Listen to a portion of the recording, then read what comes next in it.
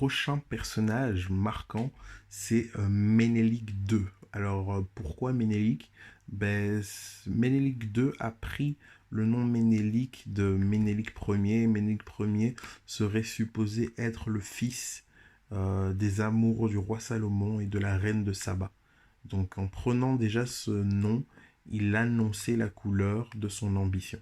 Ok, roi d'Éthiopie, ou plutôt empereur d'Éthiopie, de 1744 à 1913.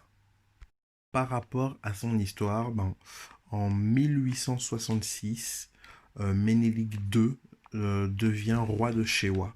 Shewa était une des régions de l'Éthiopie. Ok, c'est un visionnaire. C'est quelqu'un d'extrêmement ambitieux. Il s'intéresse aux technologies européennes, tout ce qui est armes et tout ce qui se passe en Europe. Et il est vraiment en train, en fait, de préparer le siècle suivant pour l'Éthiopie. Il se positionne comme empereur alors qu'il est pour l'instant uniquement roi de province. Ok, c'est aussi Ménélique II qui a fondé Addis Abeba en 1886. Ok, et dans son Addis Abeba qu'il a finalement proclamé comme capitale. Il y avait des écoles publiques, il y avait des hôpitaux, il y avait des chemins de fer. Donc c'était vraiment quelqu'un de visionnaire et qui se voulait à la pointe. Il se dote d'armes afin de pouvoir faire face à ses ennemis. Donc il commerce avec les Européens d'égal à égal. Et il avait en lui vraiment cette volonté expansionniste, le fait de pouvoir faire grandir l'image de l'Éthiopie. Forcément, sa volonté expansionniste n'allait pas passer bien avec l'empereur qui était en train de régner sur l'Éthiopie. Donc Ménélique II était encore roi de Shewa et l'empereur de l'Éthiopie était Johannes IV. Ok, donc lui, il ne reconnaît pas l'autorité de Johannes IV et va vraiment essayer de lui prendre le trône par diverses manœuvres politiques et aussi guerrières.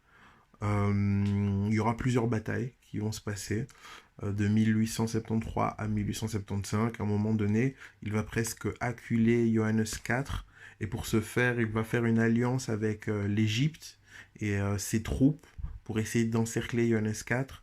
Cette manœuvre ne va pas réussir et Ménélique II va voir que l'Égypte en, en profite pour essayer d'annexer des territoires. Et donc Ménélique II va les chasser. Et le fait qu'il arrive à chasser cette armée dite étrangère va lui donner de la crédibilité auprès de la noblesse éthiopienne. Il commence à gagner en galon. Mais ne pouvant pas faire face à l'empereur Johannes IV par rapport à tout simplement ses connexions et par rapport au fait que il avait la noblesse dans la poche, il devra attendre la mort de Johannes IV. Après la mort de Johannes IV, plus personne ne pouvait réellement s'opposer à lui.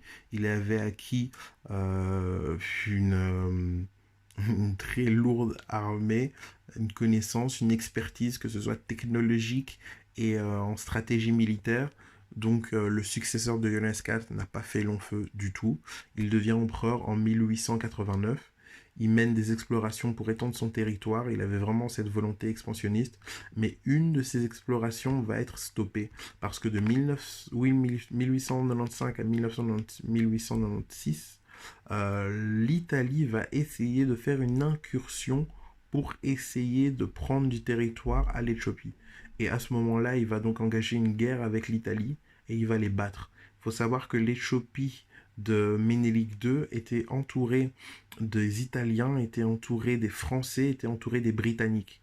Mais ceux-ci n'ont pas pu tout simplement annexer plus de territoire que le roi Ménélique leur en donnait tout simplement. Donc le fait qu'ils soient entourés aussi bien et qu'ils puissent les garder en respect montre à quel point c'était un fin stratège. Il a aussi, en tant que politicien, mis en place une loi qui nous ferait penser à la laïcité. Il a dit, je cite, tout débat religieux est interdit dans le Shewa, où tous les cultes sont libres. Tout prêtre éthiopien reconnu coupable d'avoir provoqué une controverse religieuse sera puni de mort. Parce qu'à l'époque, il y avait les animistes, il y avait les musulmans, il y avait les chrétiens qui étaient en Éthiopie, et pour justement garder l'église au milieu du village, il a érigé tout simplement ces règles. Donc voilà pour Ménélique II. Et, c'est en 1900 que on peut dire que le mot panafricanisme a été employé, du moins par rapport aux traces historiques, la première fois qu'on retrouve la trace du mot panafricanisme, c'est en 1900 à Londres, encore dans la diaspora. Donc on voit que l'idée du panafricanisme est née dans la diaspora.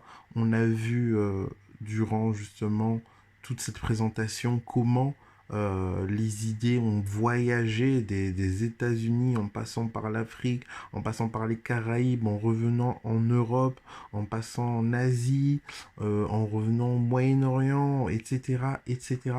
On voit comment les idées ont voyagé, et finalement elles reviennent en Europe, elles reviennent dans la diaspora, et c'est là que la première fois qu'on parle de panafricanisme, en 1900, la première conférence sur le panafricanisme. Ok, donc elle aura pour thème lumière et liberté, et on y retrouve donc des personnalités des Caraïbes, des États-Unis et de la Grande-Bretagne, forcément, parce qu'elles ont été, ces régions-là, des pôles aussi où des grands penseurs panafricains, ou des choses ou des actions pertinentes qui ont permis à ce mouvement, à cette consolidation, à cette conscience africaine de voir le jour. Donc ces régions ont été des spectateurs, ou je dirais des cadres, dans lesquels plusieurs leaders africains, panafricains ont pu exercer.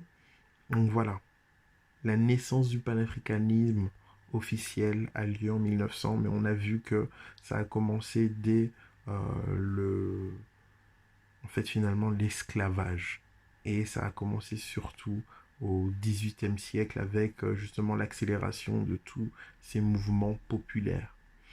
La suite sera d'analyser le panafricanisme à partir de 1900, justement, et qu'est-ce que ces grands penseurs qu'on a cités ont engendré sur le sol africain, dans les Caraïbes, sur le sol américain, comment est-ce que ce panafricanisme a évolué. Donc voilà, on est ensemble.